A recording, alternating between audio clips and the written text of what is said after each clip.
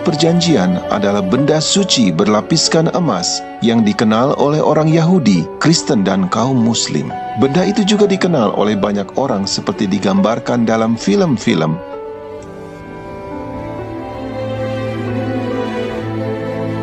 Tapi, apakah sebenarnya tabut perjanjian? Naskah tertua yang menuliskan tentang itu adalah Taurat dalam kitab orang Yahudi dan dalam Perjanjian Lama Alkitab.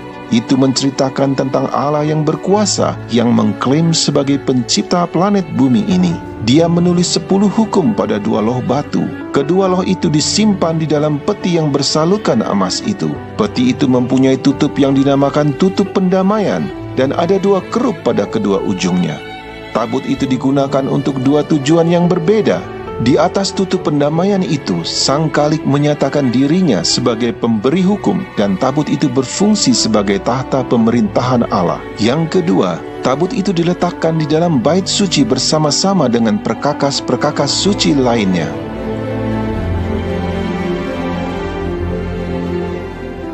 Tidak ada seorang pun diizinkan memasuki ruangan di mana tabut itu berada, kecuali sekali setahun pada saat imam besar membawa darah ke dalam ruangan dan memercikkan darah di depan tabut dan di atas tutup pendamaian. Ini melambangkan pelanggaran terhadap hukum Allah yang ada dalam tabut itu dibayar lunas oleh darah pengganti yang dipercikkan di depan tahta Allah itu.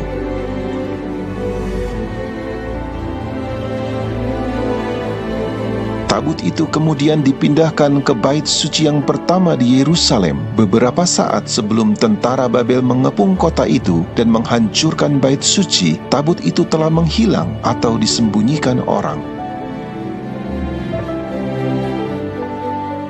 Sejak itu, banyak cendekiawan, para teolog, ahli-ahli sejarah dan arkeolog bertanya-tanya apa yang terjadi dengan tabut itu, apakah memang benar-benar ada atau hanya cerita dongeng saja.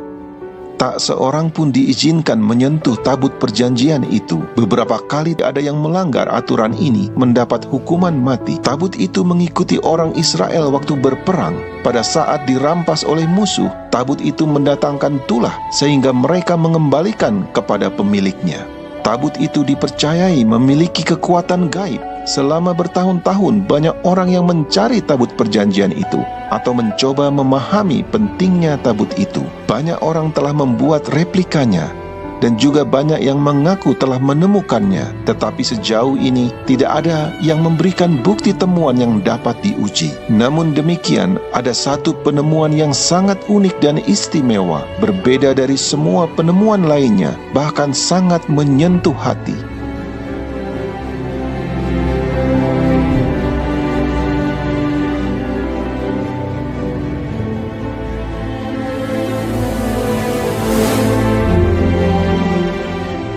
Menghilangnya tabut itu adalah suatu misteri sampai sekarang ini. Sumber yang menyebutkan tempat disembunyikannya ditulis lama sejak menghilangnya tabut itu dan didasarkan hanya pada cerita dongeng atau menduga-duga saja. Terakhir kali disebutkan dalam Alkitab adalah ketika Raja Yosia memerintahkan supaya tabut itu dikembalikan ke dalam bait suci dan bahwa Babel menaklukkan Yerusalem pada masa putra-putra Yosia. Satu hal yang menarik tentang kisah itu adalah tidak disebutkan keberadaan tabut itu, sekalipun perkakas lainnya yang dirampas disebutkan. Kitab Makabe yang ditulis beberapa ratus tahun setelah tabut itu hilang mengklaim bahwa tabut itu telah disembunyikan di gunung di mana Musa melihat tanah perjanjian sebelum dia meninggal. Di dalam buku baru dikatakan bahwa Tuhan membiarkan bumi di bawah Yerusalem menelannya dan tabut itu akan muncul kembali di akhir zaman. Literatur abad pertengahan mengklaim bahwa tabut itu dibawa ke Ethiopia. Juga ada spekulasi abad ke-20 yang mengatakan ada di Mesir, bahkan sampai di Irlandia. Dengan memahami apa itu tabut perjanjian, mungkin kita bisa mengetahui di mana keberadaannya. Fungsi utama dari tabut perjanjian itu adalah menjadi tahta pemerintahan Allah di bait suci di bumi ini. Tabut itu memiliki banyak peran di luar bait suci dan tidak terbatas pada upacara korban saja. Baik di dalam dan di luar sistem pelayanan bait suci, maka tabut itu digunakan untuk membela hak Tuhan sebagai hakim dan Allah yang sejati, serta Raja atas seluruh bumi. Tuntutan atas hak ini ada tertulis dalam hukum di dalam tabut yang menyatakan bahwa Dia adalah pencipta dan bahwa bumi ini adalah miliknya.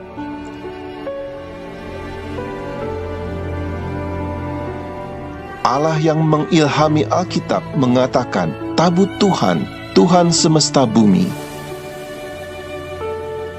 Akulah yang empunya seluruh bumi. Sebab Tuhan yang maha tinggi adalah dahsyat, Raja yang besar atas seluruh bumi.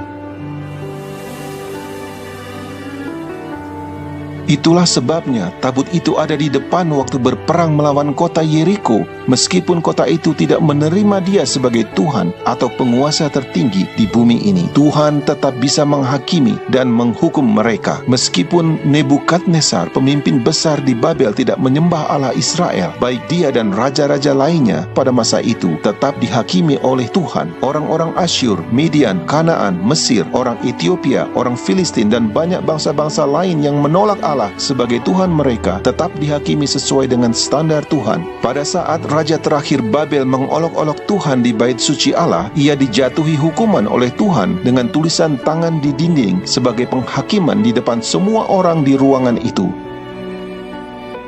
Tuhan menunjukkan bahwa tidak peduli agama atau etnis apa yang Anda miliki, Anda akan diadili berdasarkan standar Sang Pencipta dan bukan standar moral Anda sendiri atau standar moral dari budaya tertentu.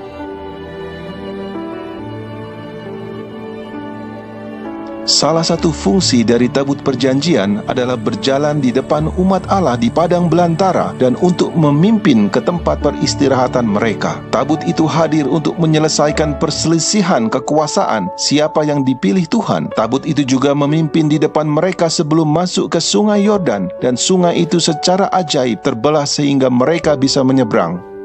Tabut itu juga mengambil bagian dalam meneguhkan perjanjian antara Allah dengan Israel di Gunung Ebal. Meskipun Israel mengecewakan Tuhan, ditaklukkan oleh musuh atau tabut itu dirampas dari mereka, Tuhan menggunakan tabut itu untuk menghakimi orang Filistin dan mengalahkan dewa-dewa mereka sehingga mereka dipaksa untuk mengembalikannya. Dalam situasi ini Tuhan menggunakan tabut itu sebagai simbol status kerajaannya. Bahkan ketika Tuhan tidak melindungi umatnya yang murtad, Ia tetap melindungi tabut itu karena tabut itu adalah lambang kekuasaannya. Ini sangat jelas bahwa tidak ada orang yang perlu melindunginya dan bahwa Tuhan akan menjaga miliknya sendiri. Itu juga meniadakan kemungkinan tabut itu dapat dihancurkan. Tabut itu adalah tahta Tuhan di bumi, dan Alkitab berkata, tahtamu kepunyaan Allah tetap untuk seterusnya dan selamanya. Pada saat Yeremia baru saja menyaksikan Yerusalem dan bait suci dihancurkan, dia tetap memiliki pandangan yang berbeda tentang tahta Allah. Engkau ya Tuhan bertahta selama-lamanya, tahtamu tetap dari masa ke masa. Jadi, apa yang sebenarnya terjadi dengan tabut itu? Yeremia telah diberitahu oleh Tuhan bahwa kota dan bait suci itu akan dihancurkan. Ia telah siap dan begitu juga sahabat-sahabatnya. Hal yang paling alamiah yang harus dilakukan adalah menyembunyikan benda yang suci itu, tabut perjanjian Allah. Nubuatan tentang akhir zaman yang tertulis di Alkitab mungkin dapat memberikan petunjuk kepada kita di mana tabut itu akan muncul kembali, akan terjadi pada hari-hari yang terakhir. Dan mari kita naik ke gunung Tuhan, sebab dari Sion akan keluar pengajaran dan firman Tuhan dari Yerusalem.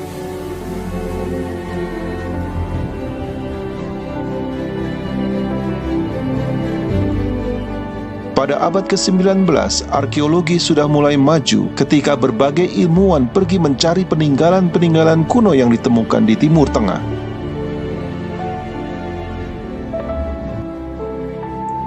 Dari kuburan dan kuil-kuil di Mesir sampai pada catatan sejarah kota-kota yang ada di Mesopotamia dan Palestina, Alkitab sebagai buku sejarah adalah bukti yang dapat dipercaya. Jadi, melalui tulisan-tulisan kuno dari bangsa-bangsa lain, kitab suci semakin diteguhkan.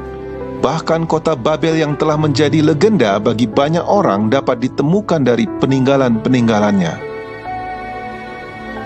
Kota Yerusalem telah dihuni sejak tabut itu menghilang. banyak orang yang membangun rumah-rumah baru di atas bangunan kuno di bawahnya. Jadi kota kuno itu merupakan lapisan-lapisan sejarah yang bertumpuk satu dengan yang lainnya.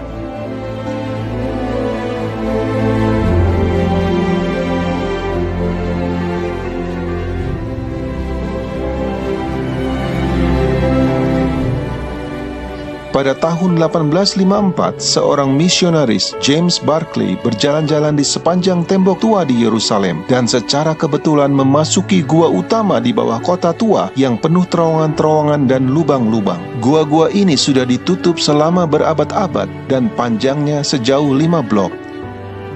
Pada tahun 1867, Tuan Jenderal Charles Warren melakukan penggalian di kota tua itu dan di bukit di mana bait suci itu berdiri. Ia menemukan terowongan-terowongan di bawah lantai dasar. Pada tahun 1873, Charles Clermont Ganneau, seorang orientalis Prancis dan seorang arkeolog, menemukan kerup diukir di batu di dalam gua.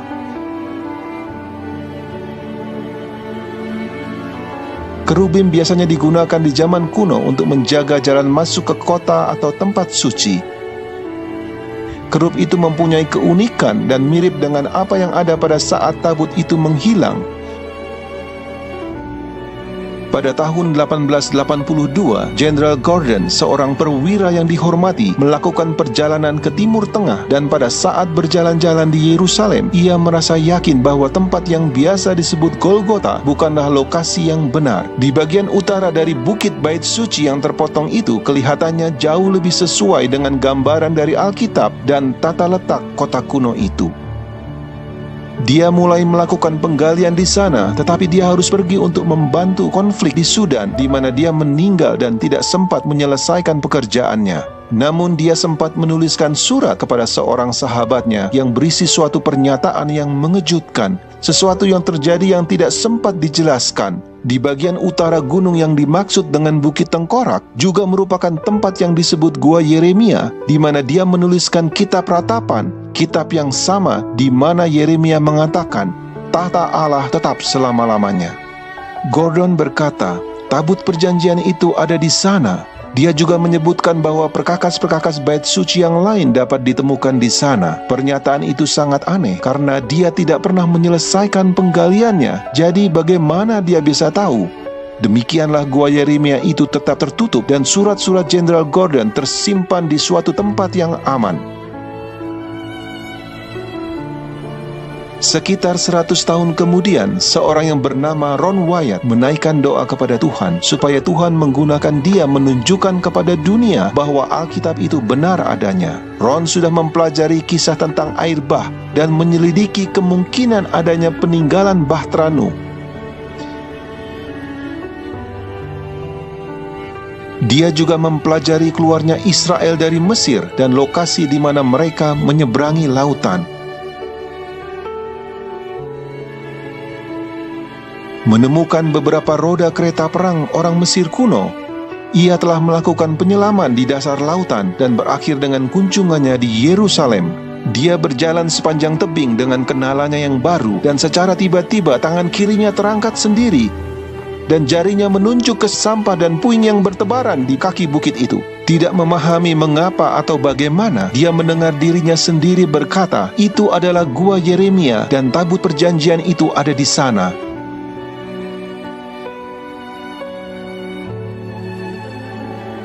Ron bingung dengan apa yang terjadi, sesuatu yang belum pernah dialami sebelumnya. Dia bahkan tidak pernah berpikir untuk mencarinya. Merasa terbeban, lalu dia pulang ke rumah dan belajar apakah benar tabut itu ada di sana atau kemungkinannya. Dia mempelajari tentang tembok pengepungan oleh tentara Babel pada saat tabut perjanjian itu terakhir terlihat. Dia berusaha mencari tahu kapan itu dipindahkan dan juga perkiraan di mana lokasi yang mungkin dan kapan tabut itu disembunyikan. Dan ternyata dia benar-benar melihat suatu kemungkinan bahwa tabut itu bisa disembunyikan di bawah sistem terowongan itu.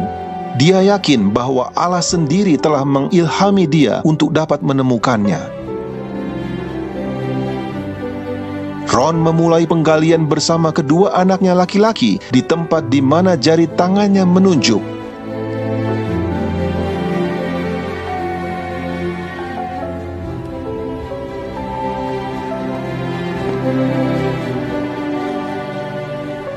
Tapi belum lama kemudian menemui batu gunung yang besar, membuat penggalian itu sulit. Lalu mereka mencoba penggalian beberapa meter di sebelah kanannya, dan ketika mereka memulai menggali lagi, mereka menemukan 3 lubang persegi di dinding bukit. Ron menduga itu bisa menjadi tempat yang dipakai untuk memasang papan tanda di zaman Romawi. Lagi pula Golgota dekat dengan jalan utama pada masa Tuhan Yesus, dan ini bisa jadi tempat di mana Yesus disalibkan.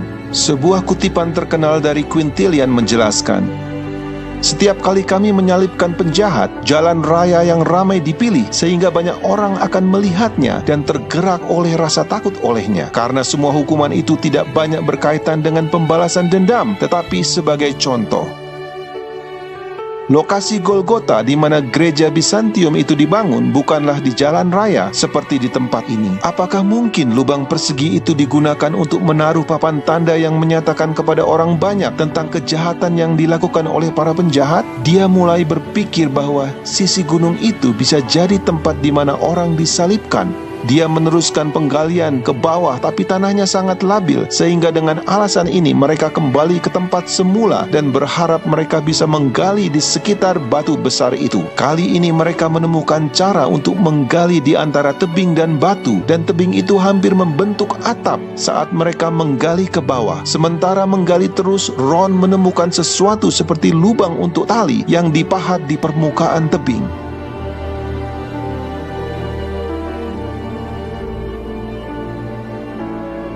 Dia ingin mencari tahu digunakan untuk apa lubang tali itu. Di kedalaman 12 meter di bawah tanah, mereka mendapatkan diri mereka ada di dalam ruang seperti bak air yang besar.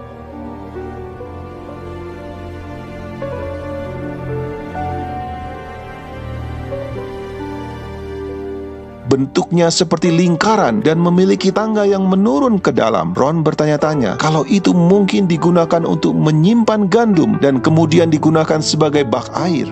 Lalu dia memahat plaster lapisan dinding dan menemukan banyak tembikar di antara tanah dan puing-puing yang digunakan untuk menguruk bak itu. Pada saat dia menunjukkan potongan-potongan tembikar itu ke otoritas barang-barang kuno, mereka memeriksanya dan memberitahu Ron bahwa itu adalah peninggalan dari zaman Yebus. Barang temuan yang paling muda tertanggal dari zaman Romawi. Ron meneruskan penggalian di bawah relung persegi yang dia temukan itu. Berdasarkan tembikar dan koin yang mereka temukan, mereka tahu bahwa mereka sedang berada di lapisan Romawi. Pada saat penggalian, mereka juga menemukan banyak tulang-tulang jari yang menguatkan kecurigaannya bahwa tempat itu dulunya adalah tempat untuk eksekusi. Selain dari penyalipan, rajam dengan batu juga dilakukan selama masa Yahudi Romawi. Di bagian luar struktur seperti bak yang Ron temukan itu, dia menemukan struktur lain seperti lingkaran. Hanya bagian dasar dari struktur yang melingkar itu kelihatan utuh.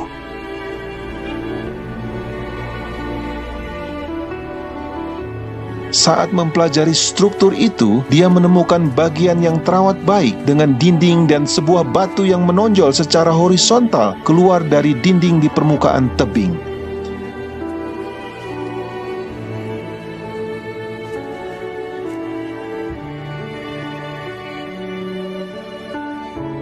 Beberapa kaki di depannya, dia perhatikan ada sebuah batu persegi yang kelihatannya tidak alami. Dengan berhati-hati, dia mengangkat dan menemukan lubang persegi yang dipahat di bawahnya. Mungkinkah ini lubang salib itu? Saat dia memeriksa lubang itu dan membersihkan tanah di sekitarnya, dia menemukan celah retakan yang besar dari lubang itu. Kelihatannya lubang itu digali di atas dataran yang lebih tinggi. Di tingkat yang lebih rendah, dia menemukan beberapa lubang salib yang lainnya. Tetapi tidak terpikirkan oleh Ron, lubang yang di bagian atas dengan celah retakan itu mungkin menjadi lubang yang digunakan untuk salib Kristus. Dia ingat nas Alkitab, gempa bumi mengguncang gunung ketika Kristus mati. Dapatkah celah retakan itu dihubungkan dengan lubang tempat salib itu? Lubang salib itu mencapai kedalaman 58 cm dari batuan dasar, sedangkan celah retakan tampak lebih dalam.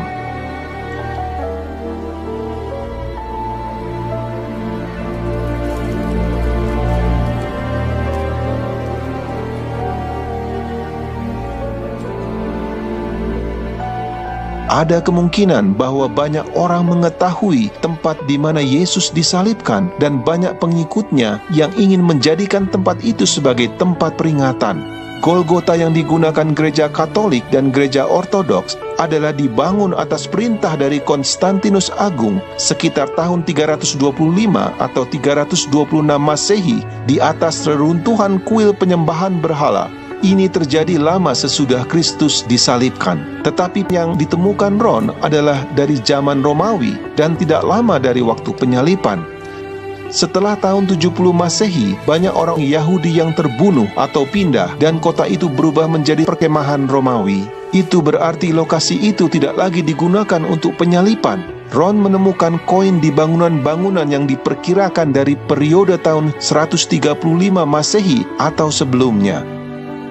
Di tahun 130 Masehi, orang Kristen lebih disukai daripada orang Yahudi. Oleh karena itu, kemungkinan struktur ini dibangun oleh orang-orang Kristen zaman itu atau sebelumnya. Artinya bahwa itu mungkin adalah tempat yang pertama yang diakui sebagai Golgota yang asli. Golgota yang dibangun oleh gereja Bizantium lebih dari 200 tahun kemudian dibuat pada saat banyak orang telah melupakan tempat itu. Semakin dekat pada saat penyaliban, semakin mereka lebih tahu dengan jelas rincian apa yang terjadi. Dengan fakta ditemukannya koin-koin oleh Ron di bangunan-bangunan kuno dari tahun 135 Masehi menunjukkan siapapun yang membangun dan menggunakan bangunan kuno itu rupanya telah mengabaikan dan meninggalkan wilayah itu. Bukti dari pondasi bangunan yang masih utuh mungkin menunjukkan bahwa bangunan itu tidak dihancurkan oleh tangan penjajah, tetapi kemungkinan besar tidak digunakan dan menjadi rusak. Akhirnya, bangunan itu tertutup dengan debu dan puing-puing. Apapun masalahnya, bukti menunjukkan bahwa bangunan itu mungkin telah ada jauh sebelum gereja Makam Kudus. Ron dan kedua putranya telah bekerja di sana hampir 2 tahun. Mereka terus melakukan penggalian pada lapisan zaman Romawi untuk mencari gua-gua atau pintu masuk ke terowongan, tapi tanpa memperoleh keberhasilan.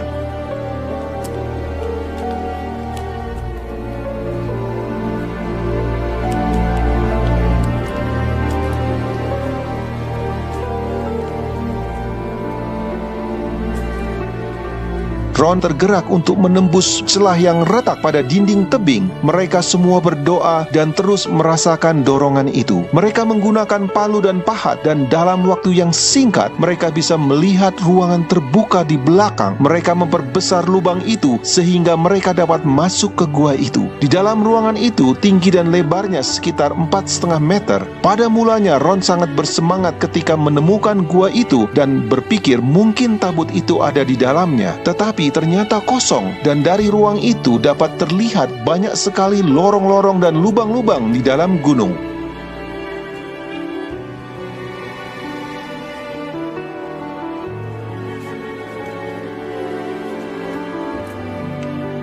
Ron terus melanjutkan pencarian di setiap terowongan-terowongan dan lubang-lubang yang terbuka di dalam sistem gua yang sangat besar itu.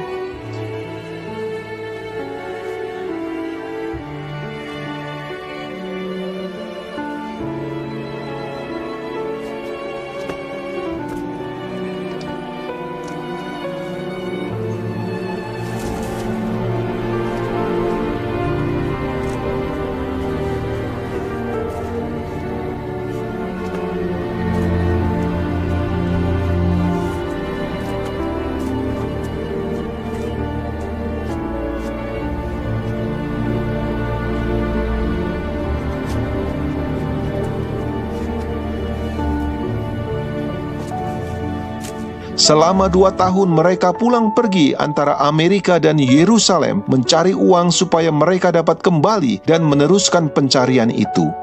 Pada bulan Desember 1981, mereka melanjutkan pekerjaan di dalam sistem gua yang mereka temukan. Namun akhirnya mereka bertiga sakit. Kedua putra Ron kembali ke Amerika dan Ron harus mencari bantuan dari orang lain untuk melanjutkan. Dia tidak akan menyerah dan merasa Tuhan telah berjanji kepadanya bahwa dia akan menemukan tabut pada kunjungan itu. Tetapi sekarang dia telah menggunakan seluruh uangnya. Dia sedang sakit dan pekerjaannya sangat sulit dan melelahkan. Seorang dari penduduk setempat yang membantu Ron bisa menembus celah-celah sempit yang di mana Ron sendiri tidak bisa. Dan sementara melihat-lihat sekelilingnya, Ron menemukan lorong mirip seperti cerobong dan sebuah terowongan kecil di mana Ron harus menghembuskan nafasnya untuk masuk.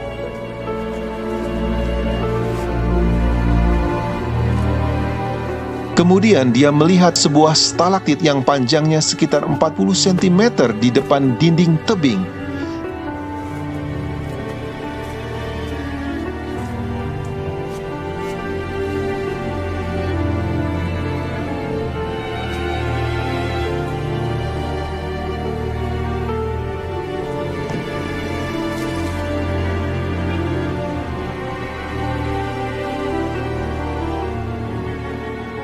Di belakangnya ada lubang kecil dan Ron berusaha untuk mengintip tapi tidak berhasil.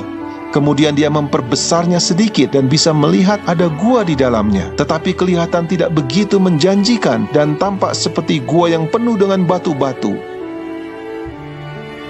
Ron sudah bertekad untuk mencari terus. Dia memperbesar lubang itu sehingga cukup untuk penolongnya masuk. Tetapi tiba-tiba si penolong itu keluar dengan ekspresi ketakutan dan berteriak, "Ada apa itu? Ada apa di situ? Saya tidak akan kembali ke situ." Kemudian dia keluar dari gua secepat mungkin. Saat itu Ron menyadari bahwa pasti ada sesuatu di situ. Kemudian dia memperbesar lubang itu supaya dia dapat masuk. Hari itu adalah tanggal 6 Januari 1982.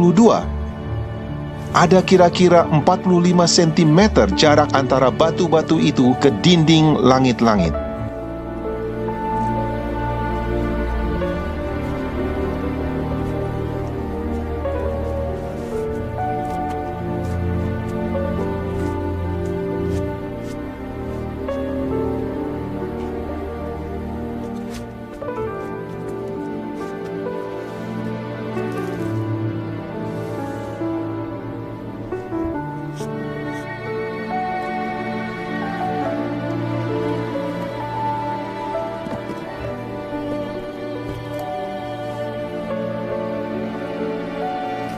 Ron menyorotkan lampu senternya di antara batu-batuan itu dan melihat sesuatu di bawahnya. Beberapa balok kayu yang sudah membusuk dan di bawahnya ada kulit binatang yang sudah kering dan berubah menjadi bubuk pada saat disentuhnya. Kemudian dia melihat sesuatu benda yang memantulkan sinar lampunya mengkilap keemasan. Dia berpikir mungkin itu adalah tabut perjanjian itu. Tetapi pada saat menyingkirkan kulit binatang itu, dia melihat meja dari emas yang begitu indah dikelilingi oleh bingkai di sisi-sisinya dengan pola seperti lonceng dan buah delima. Ron merasa yakin bahwa itu pasti berasal dari bait Allah yang pertama yang hilang dan bisa jadi adalah meja roti sajian yang asli. Kemudian dia menyelidiki ruangan itu lebih teliti dan memperhatikan sekeliling ruangan itu.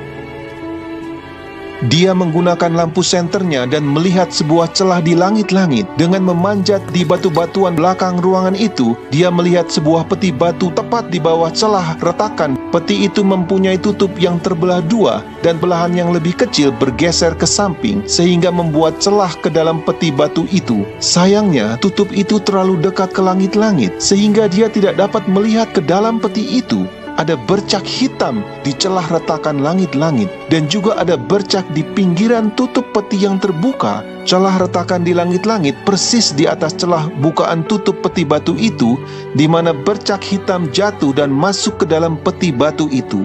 Pada saat itulah seingat Ron, menyadari apa yang terjadi di ruangan itu membuat dia jatuh pingsan.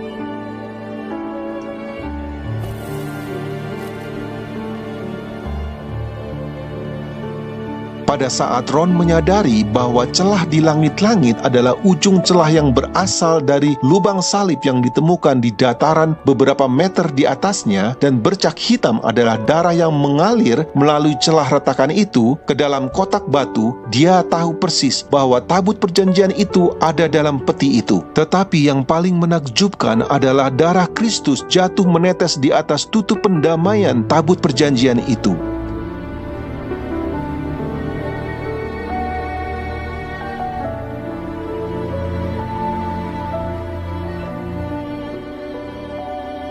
Ron pingsan selama kurang lebih 40 menit. Kemudian dia kembali ke gua dan berhasil memastikan bahwa itu benar-benar tabut perjanjian.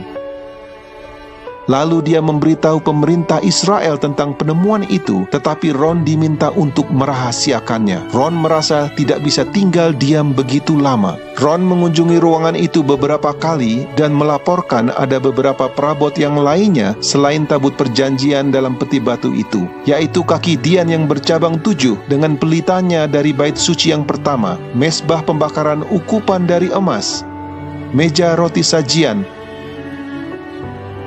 pedupaan emas, efod, topi imam dengan delima gading di ujungnya, timbangan uang dari kuningan, minyak lampu, sebuah cincin kuningan, dan pedang yang sangat besar.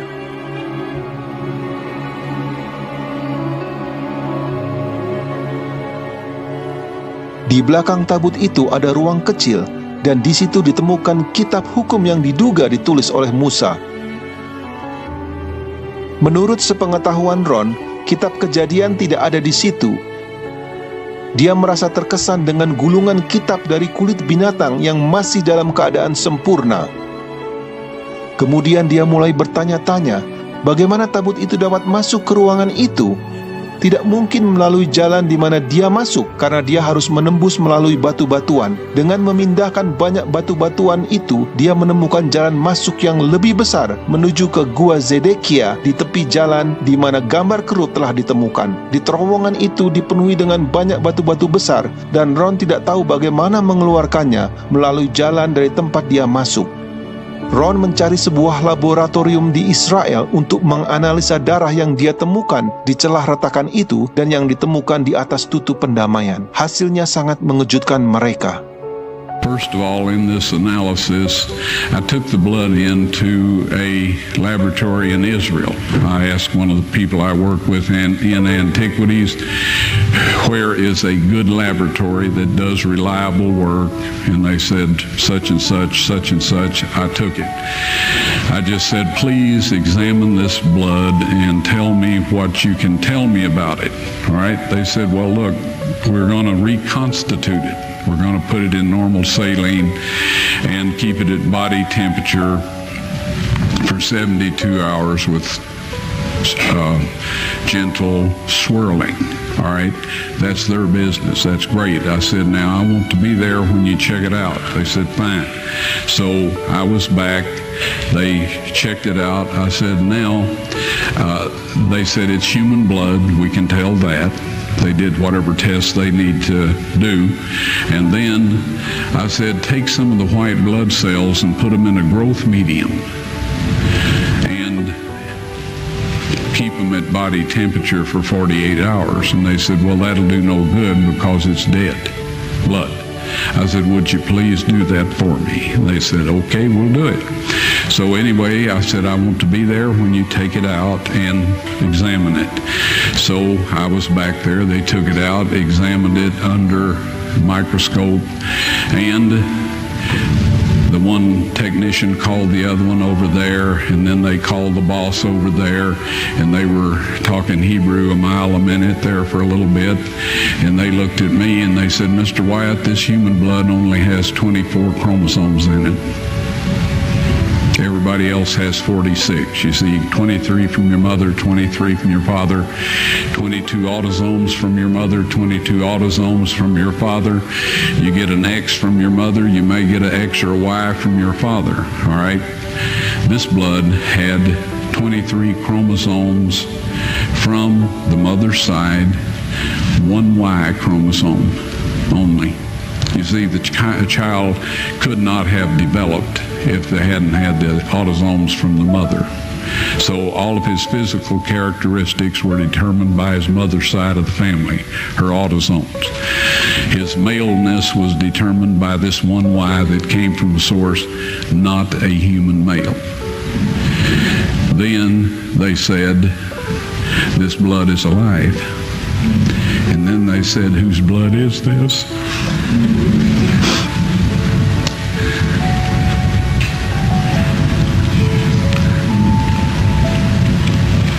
I said, it's the blood of your Messiah.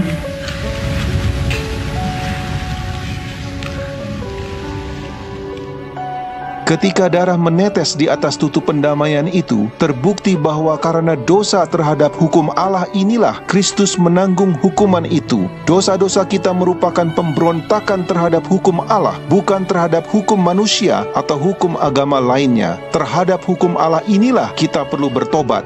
Allah Bapa telah mengirimkan putranya untuk mati menggantikan kita. Ron ingin segera memperlihatkan semua penemuannya ini kepada dunia, tetapi Tuhan menghentikan usahanya itu.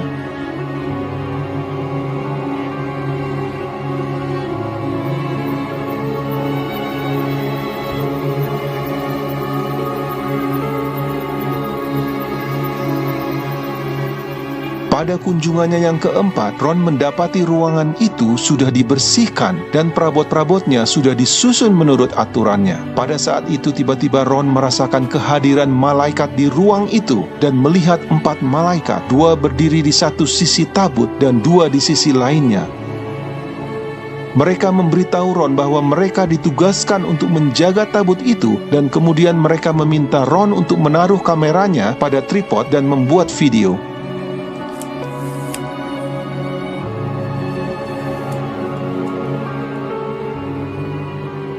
Malaikat-malaikat itu mengangkat tutup pendamaian tabut dan meminta Ron untuk mengeluarkan 10 perintah Allah yang tertulis di 2 loh batu. Kemudian Ron memegang 2 loh batu itu dan mengarahkannya ke kamera. Mereka kemudian memberitahu Ron kapan Tuhan berencana untuk menunjukkan kepada dunia, yaitu pada waktu yang ditentukan Allah, pada saat hukum nasional hari Minggu diberlakukan. Segera setelah itu, kedua loh batu itu akan diperlihatkan kepada dunia. Ron langsung mengetahui apa maksud malaikat itu, karena dia telah mempelajari topik itu sebelumnya. Malaikat itu berbicara mengenai pemberlakuan tanda binatang yang dinyatakan dalam kitab Wahyu 13 dan 14 sebagai penipuan dan ujian yang terakhir yang akan datang di dunia ini sebelum kedatangan Kristus yang kedua. Hukum Allah itu dan darah Kristus adalah suatu kesaksian yang menentang versi 10 hukum yang dibuat manusia yang akan dipaksakan kepada semua orang di dunia ini, dan juga akan melawan ajaran-ajaran yang salah mengenai keselamatan yang telah dikhotbahkan kepada banyak orang oleh pemimpin-pemimpin agama. Ron meninggal dunia tahun 1999 tanpa melihat peristiwa itu digenapi, tetapi bukti-bukti dari peristiwa itu telah dimasukkan ke dalam videotape, dan dia menggunakan sisa waktunya di tahun-tahun dan bulan-bulan terakhir untuk memberitakan kasih Kristus dan pengorbanannya bagi kita semua. Kemudian dia memperingatkan orang-orang akan kedatangan hukum tanda binatang itu. Mohon dengarkan pesan dan peringatan dari Ron yang penting ini. Well, this set of laws is the one that God's subjects have to keep. It's under His throne in heaven and on earth, because Moses was told to make his dwelling place, God's earthly dwelling place, after the manner shown him in the mountain, or the pattern shown him in the mountain. And so anyway, this mercy seat was the earthly throne of God. And it still is. And the Shekinah glory dwelt there for hundreds and hundreds of years, until the Jews became so rebellious and paganistic that God decided He wouldn't dwell among them anymore. We may take a look at that a little bit. But anyway, that is what the mercy seat is all about. There's one statement in Scripture, and that's in 2 Thessalonians. All right, I think it's around the 2nd chapter. It talks about the man of sin. It says he was set in the temple of God, showing himself that he is God. Now, to look at it quickly, it would imply that in order for him to set in the temple of God, that there will have to be one built, because there's not one there now. On planet Earth, at this point in time, there is an individual who him and his ancestors in his position changed the law of God. They eliminated the 2nd commandment, which says, "Thou shalt not make unto thee any graven image, or any likeness of anything in heaven above, earth beneath. Thou shalt not bow down to them, nor serve them."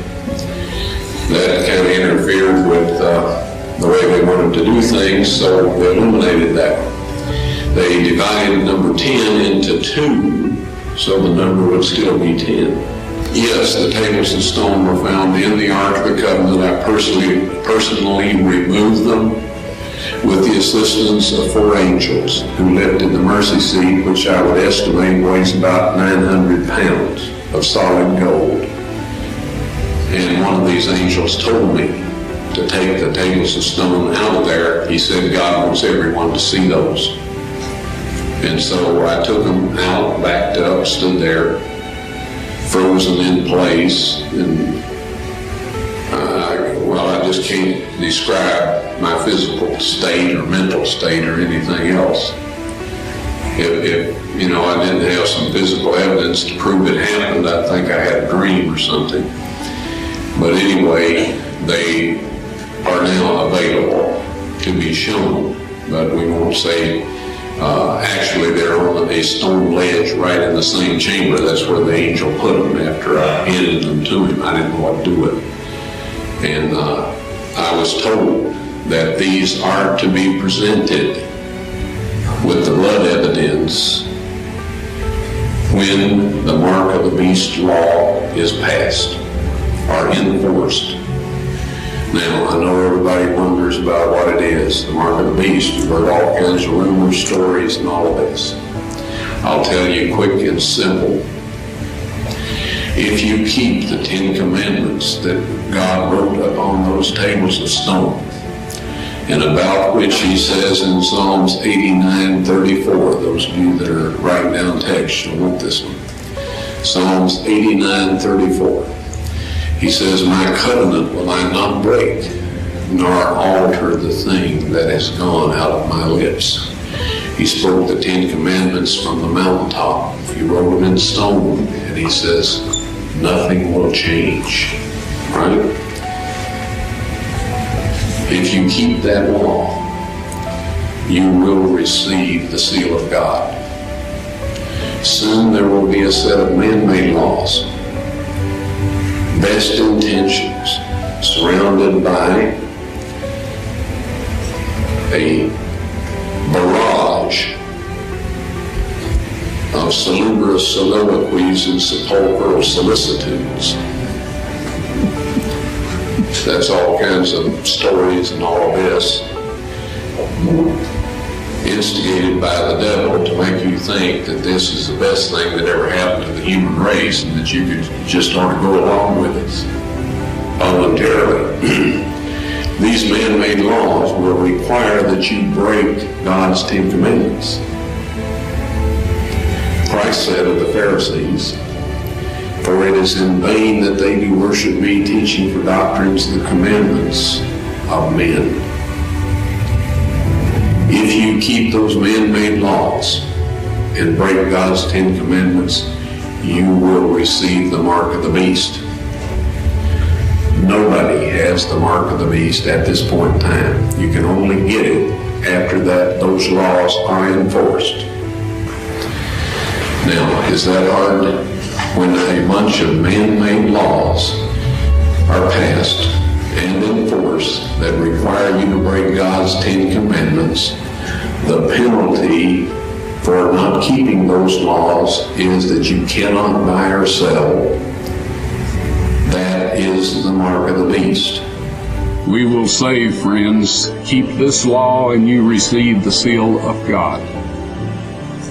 Keep the laws that man has made that force us to break God's law, and we have the mark of the beast. It may sound a little simple. I know there's people that say it's the computer chip and all kinds of stories. It is keeping the laws of man instead of the laws of God.